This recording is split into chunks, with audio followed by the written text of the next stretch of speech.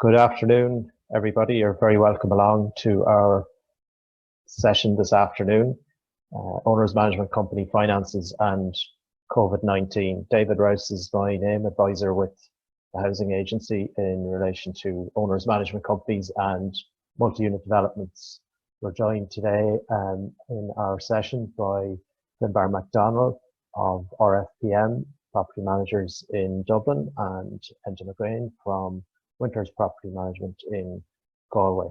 While we're waiting for a number of people to log in, I'm going to run a quick poll for you, which you should be able to see on screen now, and you're more than welcome to vote in that poll. So the most pressing items or issues facing multi-unit developments during COVID-19, setting the budget, collecting annual management charges, paying contractors or suppliers, or other.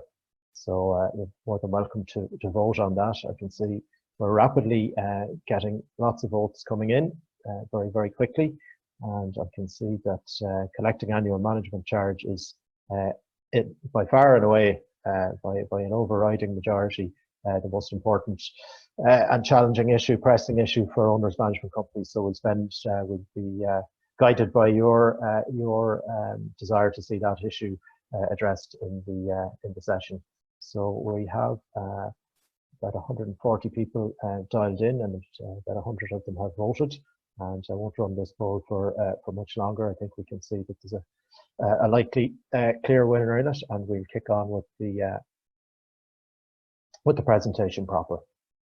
Just to say, as a point of information, that the session is going to be or is being recorded and will be made available by the Society of Chartered Surveyors, and thank them for their assistance with the session. We're also joined by Michelle Smith from the Society, and my colleague Katrina Lawler is also on the session, and Katrina will be kindly helping us with the Q&A later on. So I think I'll close the poll now, and we will see from the poll the results are that 73% of you view collecting annual management charges as the most pressing issue for owners management companies during COVID-19. That's followed up in significant places by setting the budget, paying contractors, and other. So I can share the results there with you. I think you can probably all see that. Hopefully you can all see that now on screen. But if you can't, you might take my word for it that about 73% said collecting annual management charges is the most pressing issue. So I'm going to close that poll off now, and I'm going to run through briefly our agenda for our timetable for the session. We're going to aim as much as we can to stick to the time. For those of you who just joined, David Rouse is my name, advisor with the Housing Agency on OMCs and multi-unit developments. We'll do a little slideshow, which we're in now. We'll have 2 or 3 minutes from each of our expert panelists, Finbar and Enda, on the financial issues that they see as most important for OMCs. It's important to say that from the outset that the comments and advice we're giving here are quite general in nature, and we would encourage all property management agents and owners management company directors to engage with each other and to exchange and to liaise, and for OMC directors to take the professional advice of their management agents, because there will be fact-specific issues and circumstances in each particular case. So as you know, we'll have, after the panelist contribution, we'll launch into a Q&A, and we have already received a number of questions from you. Some of them are quite interesting, and will certainly be food for thought in your own scenarios. And as I say, we aim to finish up at about 1:10. If you'd like to receive a copy of the slides that I'm about to go through very quickly, you can email me at mud@housingagency.ie. It's at the bottom of the screen there, and we'll share that later on. So as I say, our panelists are Finbar MacDonald from RFPM Property Management in Dublin, and Enda McGrain is in the west, across the Shannon in Galway, and we're very grateful for them and their time this afternoon. We're looking forward to hearing their insights on the particular issues facing us in the current difficult circumstances. And we know that there are challenges, and it is a very it's an extraordinary period. Obviously, it goes without saying for all of us, and hopefully what we deliver to you today will be of assistance. Conscious we have a diverse audience here. We have management agents and members of the society. We have OMC directors, and we have likely apartment and homeowners in multi-unit developments and other professionals on the call or on the session. So we're grateful for your time today. So the key issues we're going to look at with our panelists are reviewing the income and expenditure of the OMC. Obviously, we'll probably repeat the following phrase a number of times, that cash is king in this circumstance. So we look at cash flows and liquidity. We'll touch on the relevance of sinking funds and contributions to those in the current context.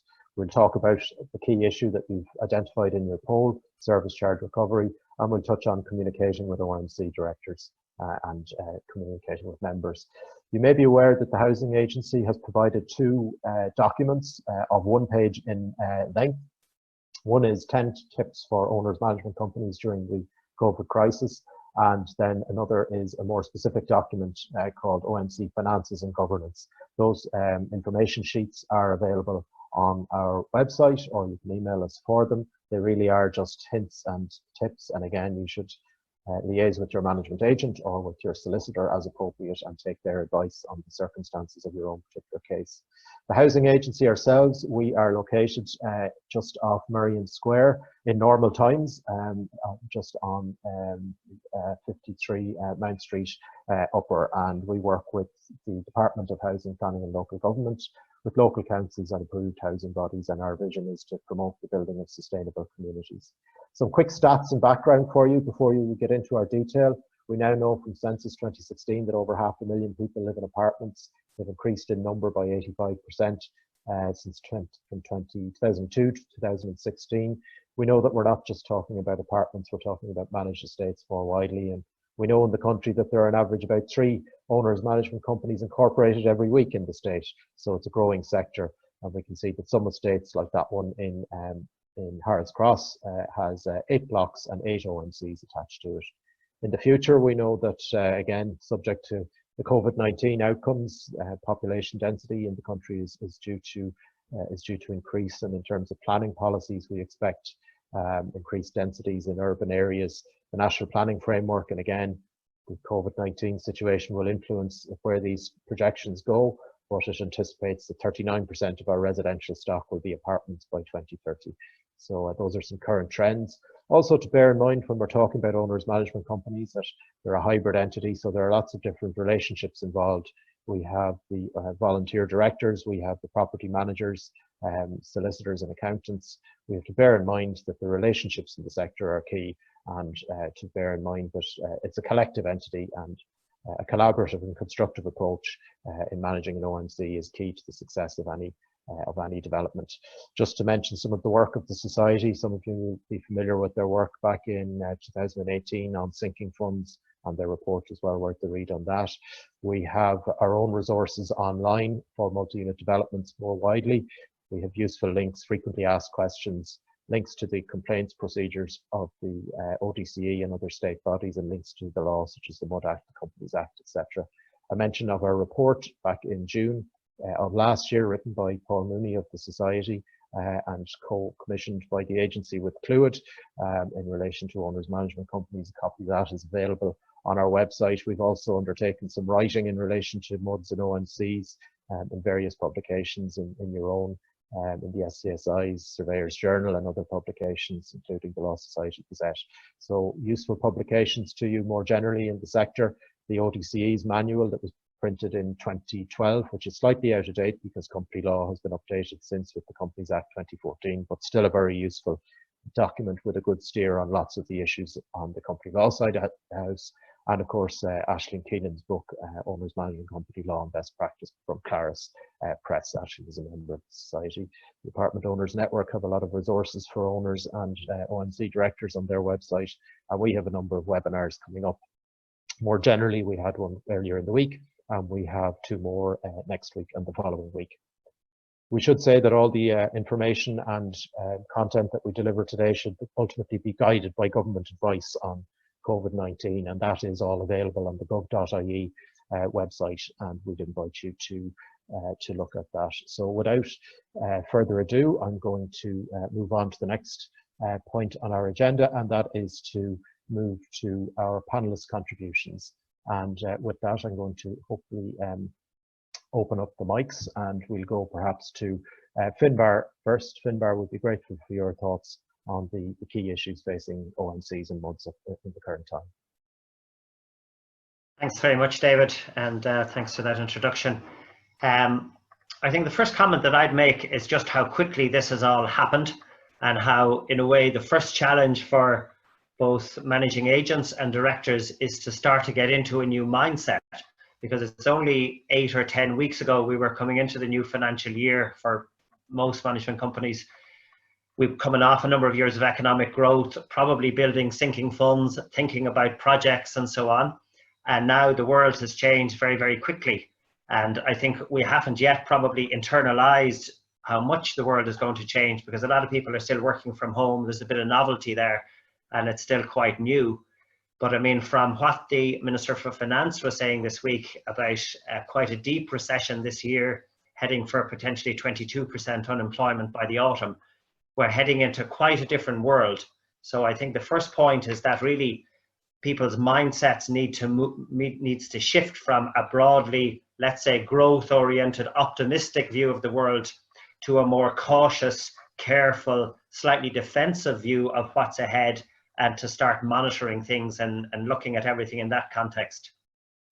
I think the second overall point I'd make is that you know, there's a lot of things here that management companies don't control and that directors don't control. And my granny used to have that prayer about being able to accept the things you can't change, the courage to change the things you can, and the wisdom to know the difference. So I think that's the challenge for us. We don't control the virus. We don't control how quickly it's going to spread, when the government restrictions are going to be lifted, what's going to happen to the national economy, how many people in our developments are going to be unemployed. So there's a lot, mainly the large things even, we don't control, but we do have a certain number of levers we can control. And I think that's what management companies and managing agents need to think about now, and to focus on those. And I think those then are the things that you mentioned there at a fairly high level: collection of service charges, keeping an eye on cash flows, looking at your profile of expenditure, and looking at your sinking fund.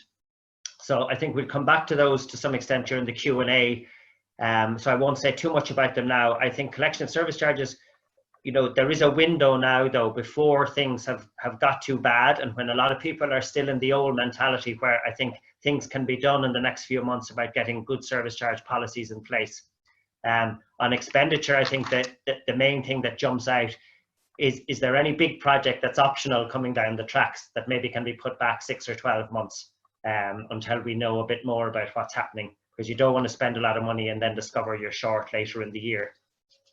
And on cash flow, I think for managing agents, the thing is to look across the different blocks they manage and say which ones are tight on cash. So, you know, they're going to need to be nurtured through the current financial year, or maybe a couple of years, and, you know, to have the early warning signs in place for those blocks in particular, and to be just aware that things may be coming down the tracks there. So we can maybe explore some of those a bit more in the Q&A in a few minutes. Very good, that's great. Thanks very much, Finbar. And I might throw it over to you. Finbar has focused on changing mindsets.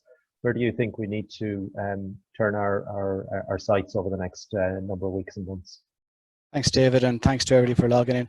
I think the first thing we need to do is reflect a little bit. I suppose I'd agree with Finbar that we're in for a challenging time on that. You know, nobody knows how this is going to play out. We do know we're going to move into a recession, or have already moved in.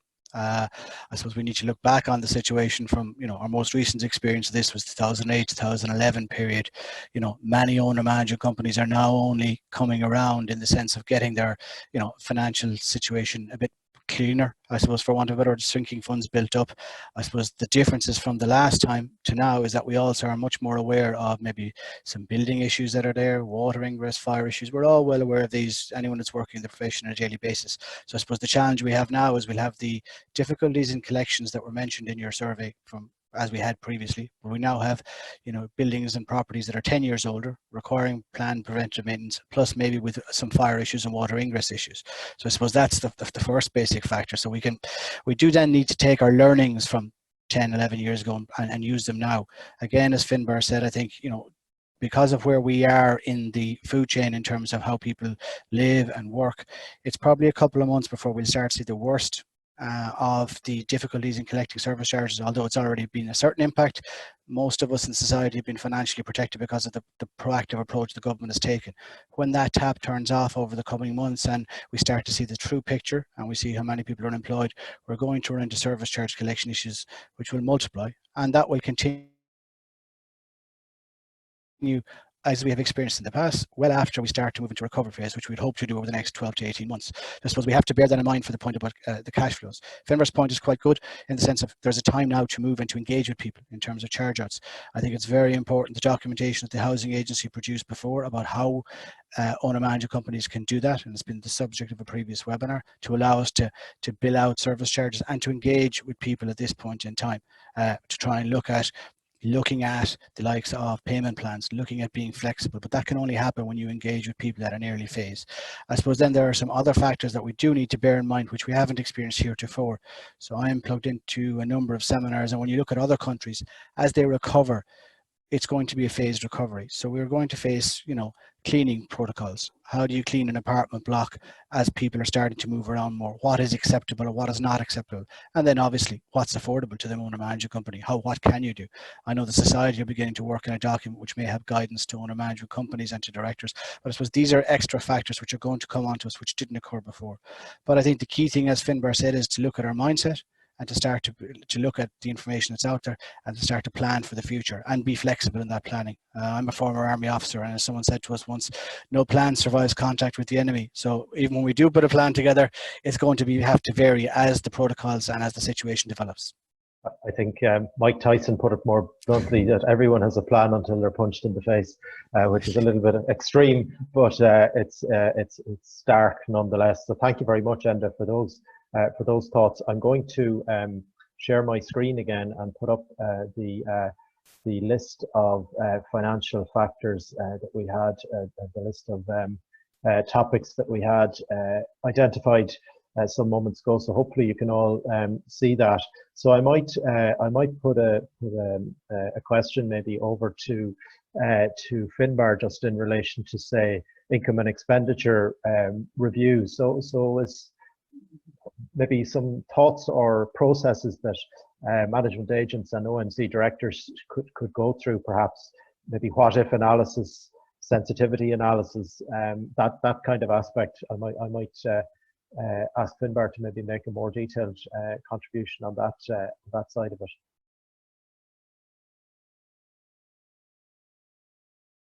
So, Finbar, hopefully you can. I think you need to unmute, Finbar. Yeah. Sorry, go ahead, Finbar. Yeah, thanks, David.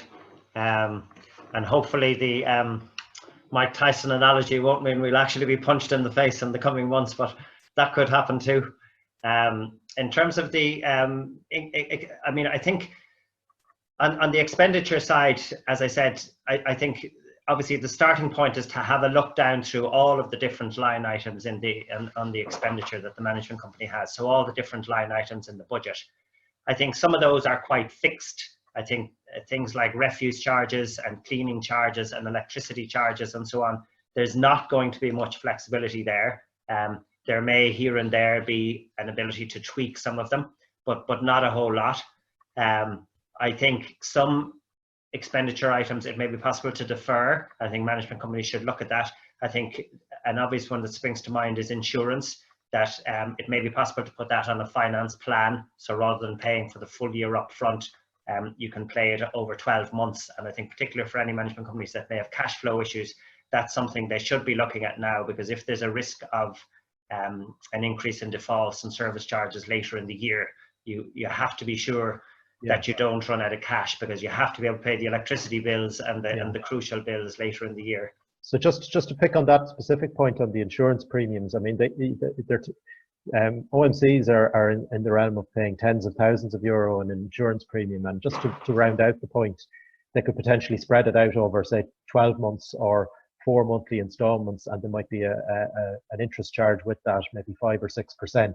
So the key point is the cash flow is the point. You suffer the interest cost over the course of the year, but you have the cash managed in a more smooth fashion, I suppose. Is that fair to say? Correct, yeah. And it may be that insurance policy period, the 12 months for the insurance policy, isn't the same as the financial year. So that may take you into the next financial year, which might allow you then to have raised a bit of extra money by that time. In other words, it may buy you time. And I mean, I know in our company, some of the recent insurance policies that we've had to put on finance, we're getting rates of below 5%, sometimes as low as 2.5%, 3%. Okay. So that makes it quite a good way for a management company to buy time on that. And that makes sense in the context where there aren't credit facilities available to ONCs. Typically, there's no overdraft, there's no term, there's no bank loan available, so you have to finance from within what you have. And maybe Enda, if I could put it over to you, is maybe we mentioned sort of what if scenarios or sensitivity analysis. So if a board sat down and said maybe what happens if our service charge drops by, our recovery rate drops by 30% or 50%, should we model that? Should we flex our budgets? Is that something that would be a productive exercise for people?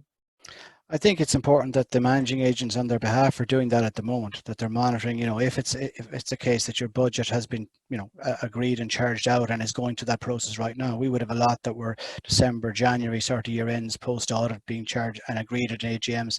You can get a good indication of how the service collection levels will change from those. So in simple terms, if people who are regular payers and are suddenly now moving to payment plans, then you need to look at that and factor it across. And that's where the managing agent provides that guidance to the boards of directors. And their experience as a professional is very, very important.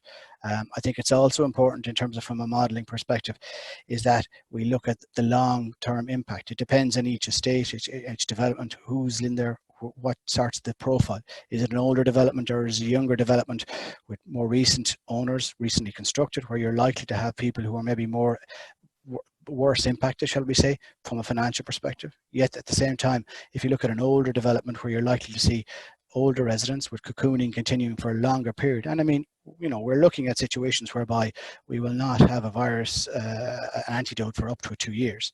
And, you know, we still have to live, we still have to work, and we can't lock people, we can't all stay at home. So therefore, we may need to even look at how we have to change the services we provide and what are the necessary services included in the budget. Finbar, I think, made a very good point, you know, unnecessary expenditure. So we've already seen some painting projects which would have been deemed important before now. Good, wise owner manager company directors saying, look, let's hold off on that and see what we need to do. I think cleaning and that whole area and how we give people confidence that the environment they're walking through and living in is safe and as safe as it can be is going to become very important as a service that owner manager companies can provide. But I suppose one point that's very important at this stage, and I think it's not to be forgotten in the financial aspect, is the sense of community, and I suppose the role that a manager company can play in terms of helping people within the development. I think one thing we have seen, if you can take a positive, is there's a greater reflection and an understanding of the role that the manager company and its directors play, because we're all living at home now much more. We're all experiencing our home environments for 24/7 as opposed to for certain lesser periods of the day, I think. And that's an opportunity for owner manager companies and their directors to maybe get greater engagement with people and to enhance their services. And I think just that slide that I hope you can all see is really kind of tries to encapsulate all the different actors or entities or parties involved in an ONC and in a MUD, and to bear in mind, I suppose, the interests and the thinking and the point of view of all parties. So be they owner occupiers or be they landlords, and what type of landlord is it? Is it a private landlord, an individual with 1 or 2 apartments, or is there an institutional landlord? Is the institutional landlord in a position to maybe make an early payment on service charges? And maybe that's something we'll open up in terms of service charge collection. So Finbar, I might ask you, you know, or either of you, in fact, the different types of service charge methods that are available. You know, I've heard talk of PayPal and credit cards. I'd open that up to you for comment, Finbar, first. Yeah, absolutely. So I think service charge collection is an area that management companies can influence. And as I mentioned, I think, and as Enda said there as well, most people in March certainly did receive their full paychecks. So for a lot of people, it hasn't fully hit financially. So I think there is a window now where owners management companies can do a bit of work around service charge collection before kind of things get worse, maybe in the autumn.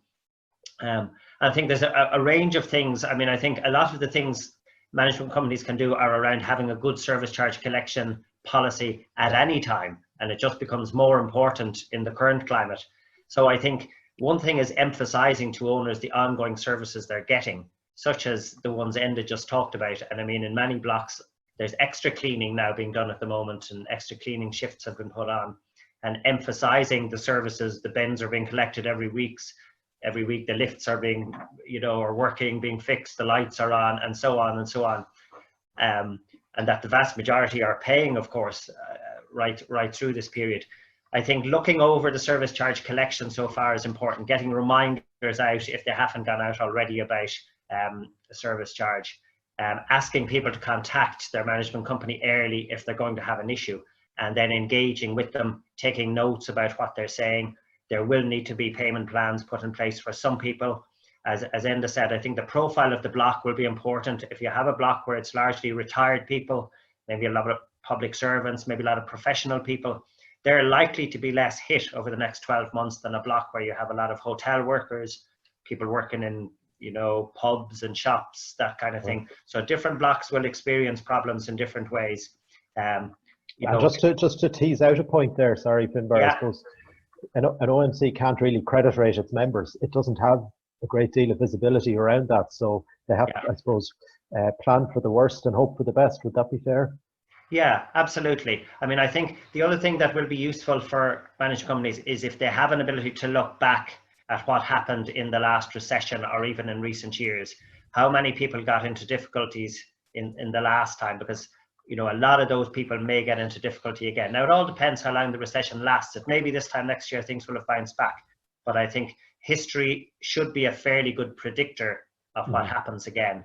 The other thing is whether management companies have buffer zones in place in terms of cash, in your current account. Obviously, if you had some kind of a buffer it obviously depends on the size of the block, but if you have 20, 30, 40,000 there, it will allow you to take some level of slowdown of service charge collection.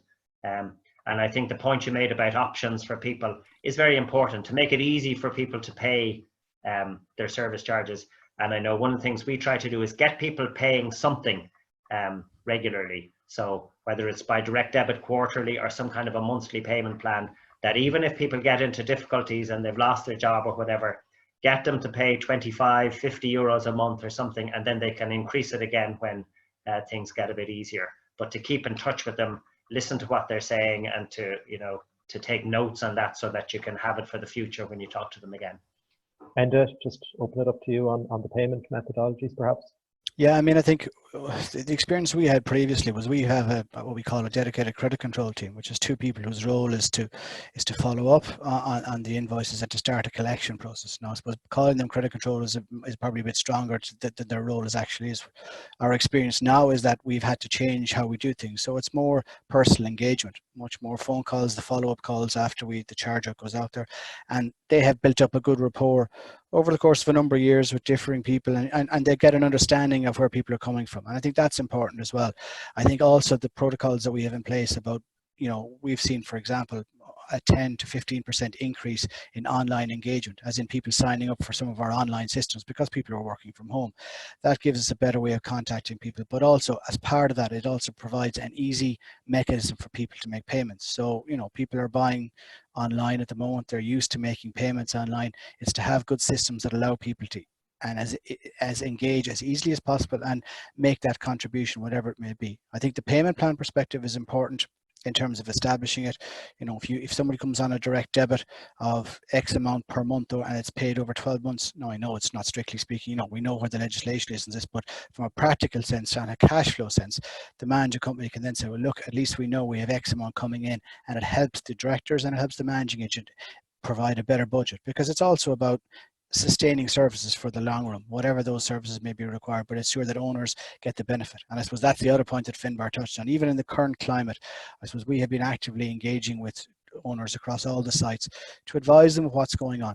And it's interesting, to be honest, landscaping, for example, is something which has come up a little bit, and we may talk about it later on, but it's an issue that's just restricted now. But one issue that has grown and is the engagement that people have with their surroundings. So I wouldn't call them antisocial issues, but as people are living together on a 24/7 basis, people are now having a different experience of living at home, and that has brought on requirement for different services from the managing agent and from the manager company in terms of interacting with people and, dare I say, between people. So that, I think it's consistently providing an update to the directors and an update to owners on what's going on, what services have been provided. There may be restrictions, but that their cleaning is still going on, and that you're also maintaining the estate in its best possible way.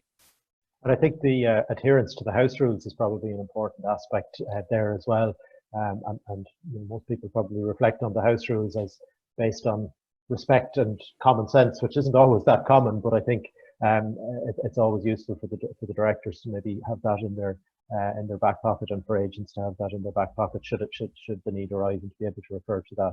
Look, I think we'll move on to our Q&A at this stage on our more detailed questions. So we had some questions that came in advance earlier on from some of our people who were kindly registered, and the first one I think we will go to is to Finbar, and that's in relation to service charge collection, and I might read it out, and it says, it's two-part. The first one is, we'll probably address some of the points, but I'll read it out in detail. We're trying to prepare for the expected reduction in people paying their charges during the COVID-19 crisis. We have a collection policy in place and follow it to the letter.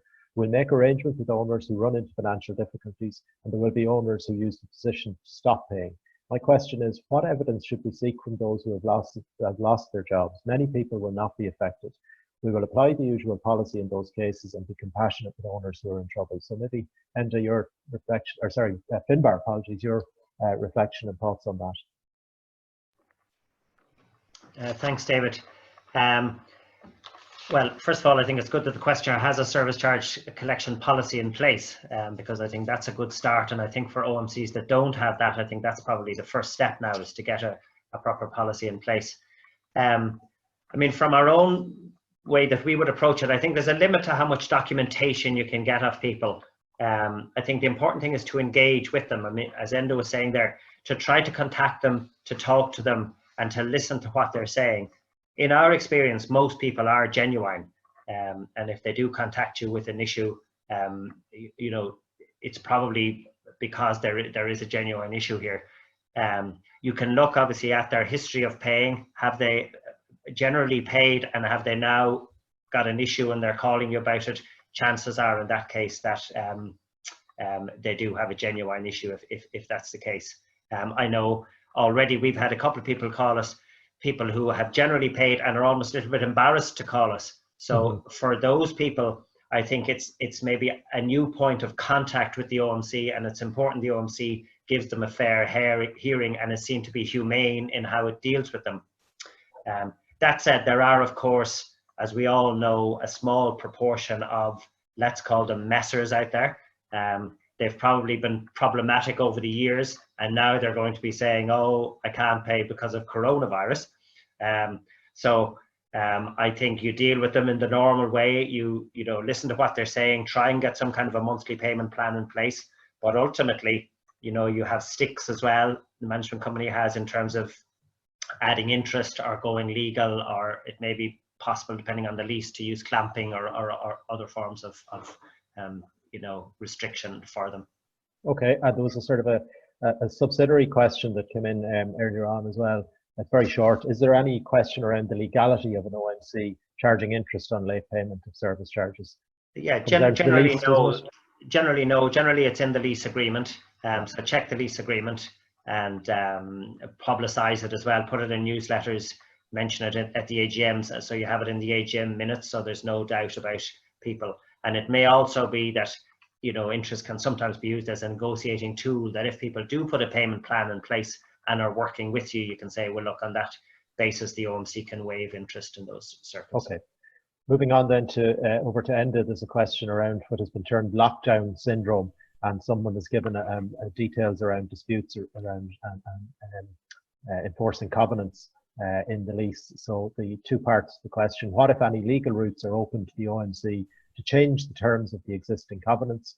And in cases where current owners has either not signed a covenant or they've no evidence of a deed of covenant, in other words, a lease, is the owner still bound? So I'll throw that over to Enda.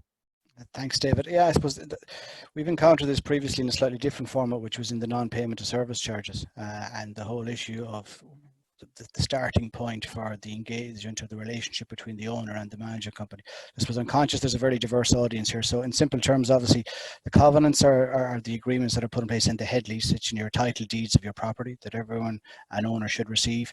In simple terms, what you're talking about, it usually is that the owner management company will agree to provide services, and that the obviously the property owner will agree to pay for those services. And obviously there's a bit more detail to it than that, but that's I suppose a simple summary.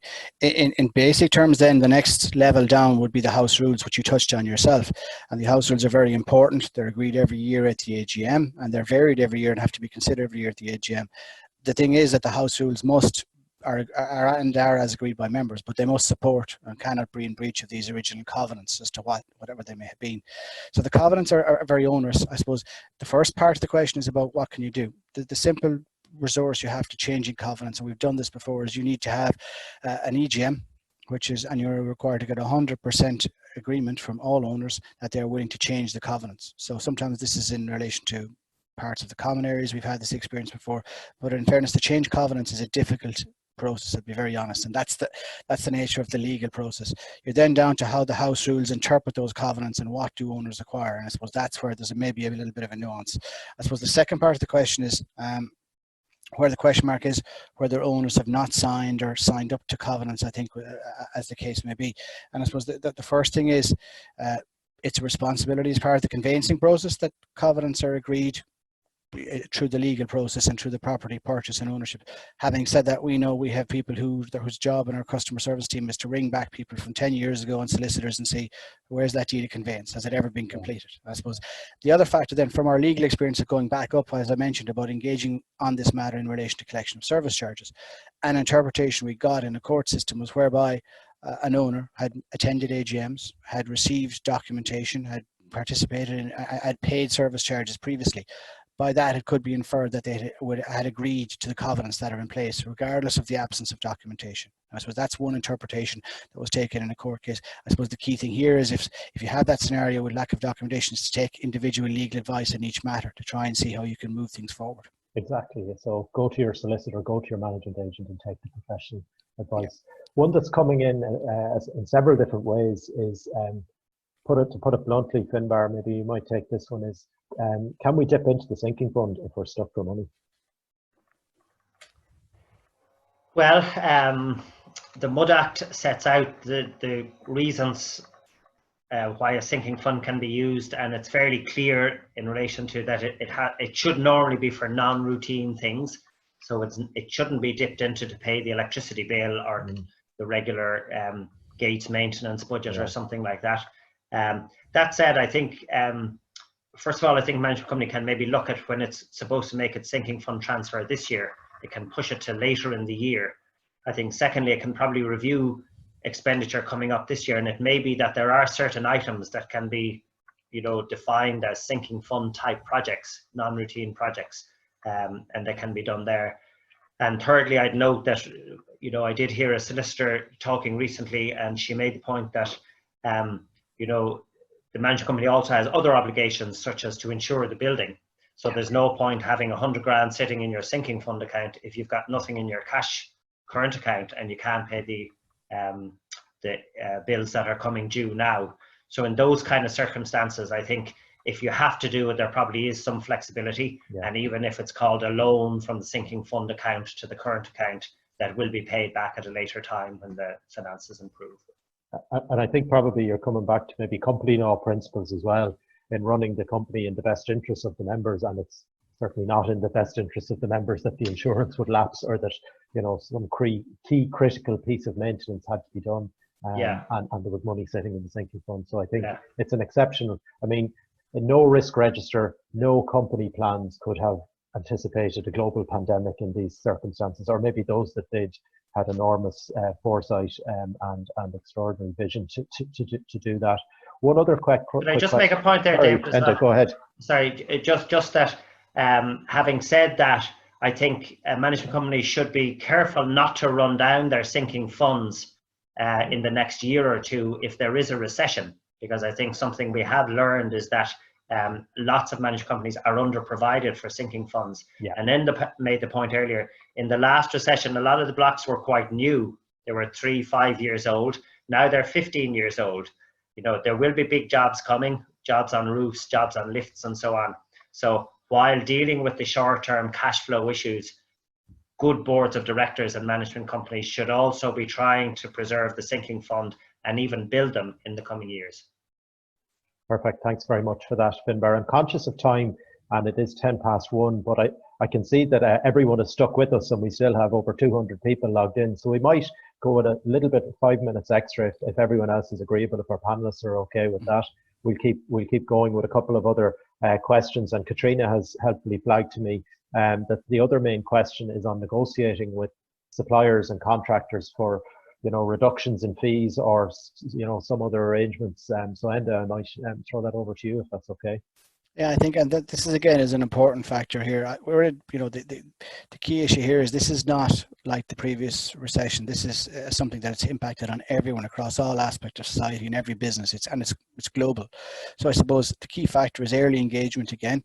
It's the role of the management company or the managing agent, should I say, in this instance, to have good relationships with those suppliers and to work with them in terms of cash flows. And we've experienced this before, whereby we have companies which are in difficulties, and good suppliers who know you're in it for the long haul, who know the manager companies making the best efforts, will be flexible in their approach. All they want to see is that they can manage their cash flow so that they can, you know, you put an arrangement in place, it might be a reduced amount, but that once it's consistently delivered on, you will get that positive engagement, because they are all homeowners and they live in estates as well, I think, and that's where that engagement is important. It's about deciding what services you need and the level of services, and I suppose that is another factor as well in this. So obviously landscaping, I've mentioned, it's it has been reduced by virtue of non-deemed essential service. Golf courses have been deemed essential service, and the Cuddiv golf courses a couple of weeks back. So you can take various interpretations, but the point being, at the moment, we're not cutting grass. As a result, then your landscaping costs are less, and you should be able to engage, you know, that should bring down monthly bills as they're paid out on a monthly basis. So also you've seen a certain amount of forbearance being encouraged by the government. There's got various incentives which are provided for businesses, and even down to the issues like the insurance providers, as Finbar mentioned earlier, pushing out your payments over monthly payments over a year, or right down to the whole area of the electrical suppliers. Nobody wants to go to the point where they take illegal action or to cut somebody off, because that's not in anyone's interest in society or in a business interest. So therefore, I think that engagement, a practical, good communication, and that's where the managing agent should be on the ball to support them, the supplier, and to give them a confidence that the managing company, if they reduce the fees, will be able to deliver when they need them. And just to take a point from that, I have shared on screen the government website, gov.ie, where the list of essential services is, and it's for management agents and OMC boards to go and look at that and determine by reference to those guidelines the individual circumstances. And again, you know, in all the comments we make here, the guidance of the HSE and the Department of Health overarches all of this, because obviously this is an unprecedented global health situation. So I'm just going to look and see any other questions in relation to the query. And is this a good time to revisit the prospect of overdrafts or loans with the receivables or OMC lands for security? Maybe Andrew, will I put that one to you? That's encountered. We've encountered that before. I mean, at a point a couple of years ago, when we got a lot of water ingress fire issues developing on buildings where we hadn't recovered from the 08-11 period, sinking funds, as Finbar mentioned, were reduced or hadn't been provided for because people couldn't afford them at a point in time, we looked at this option. I know we explored it in great detail with the credit unions, because we felt, as a community driven body, with the option of giving a security on the common parts. But I suppose the banking guidelines are such at the moment about how they can give out loans that, you know, the nature of the security on a common area isn't something that is an asset that's of value. You might own it, you know, but you can't sell it on. You can't do anything with it. It is held in trust. Ultimately, it should be held in trust for all the owners. So securing on that asset was very, very difficult. I do think this is an area, because it's not going away, the bigger projects that we need to do in our housing estates and our apartment blocks is something we need to look at. It's the question mark is how this can be worked. I know that there was some financial approaches looked at one stage through House Building Finance Ireland when that was being put forward, but that was there. It wasn't, this role wasn't given to them. But I do think it's worth a discussion at this point in time. And I mean, again, from the simpler perspective of the works that are required to be done in developments that need to be financed. By easing the pressure on owners, you're doing a couple of things. You're also facilitating smaller contractors getting back into working post the crisis. So it's probably in that vein it could be looked at.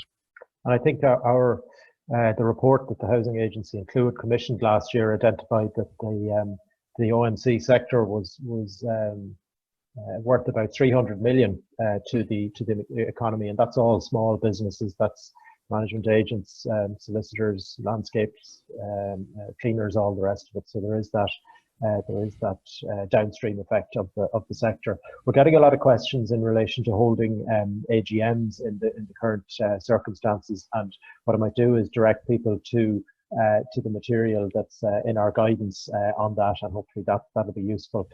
We have still about 200 people have stuck with us, so I'll keep going for another 5 minutes if our panelists are okay with that. I think they probably are, and so I might ask a question that has come up in relation to our landscaping contractor has been prevented from working during the lockdown as the service is regarded as non-essential.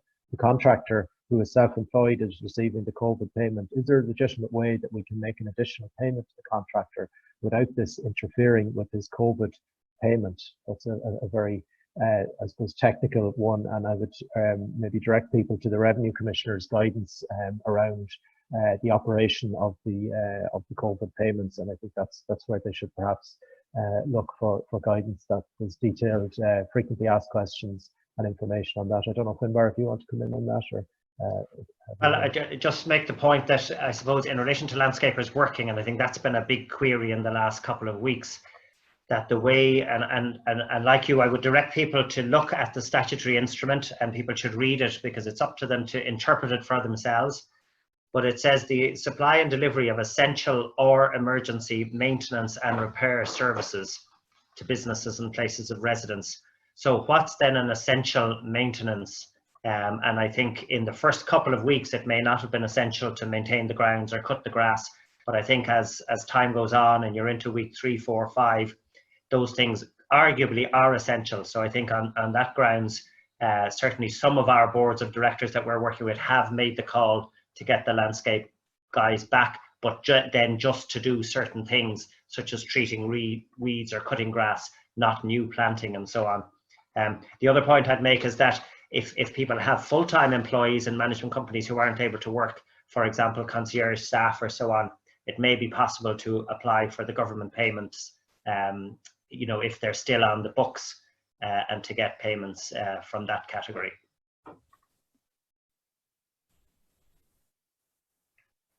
And did you want to come in on that?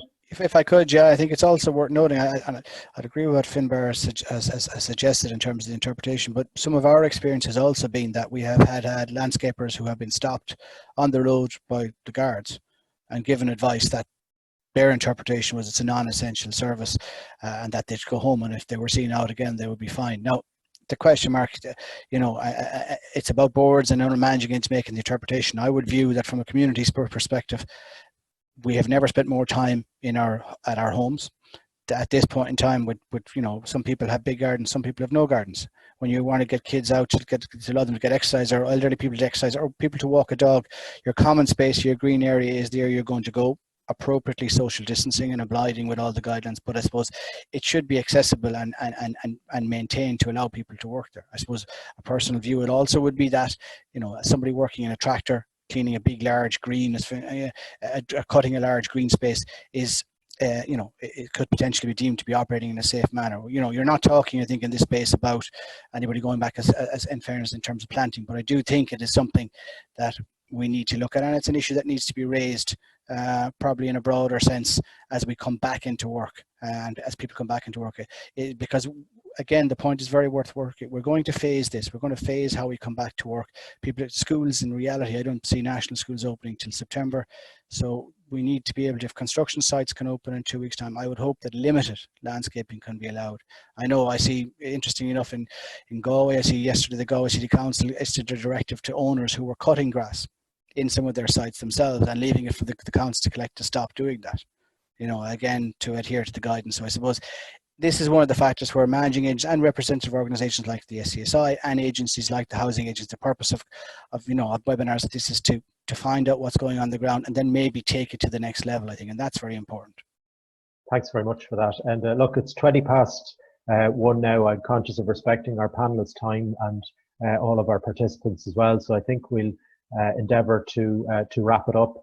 If you want to send in queries, please email them into mud@housingagency.ie, or you can send them into the Society as well, and I'm sure they'd be happy to release them, and we'll deal with them in that way. I'd like to say thank you very much to the Society, to Michelle Smith in the background, who's been a great support in getting the session underway, to my colleagues Katrina Lawler and Michael McHale, of course to Enda and to Finbar for their fantastic input. We hope that the session has been of use to you. We'll make the recording available. We sum up the session by saying refer to the HSE and Department of Health guidelines and all these things, and they will be your guiding tenets, if you like, if you excuse the pun.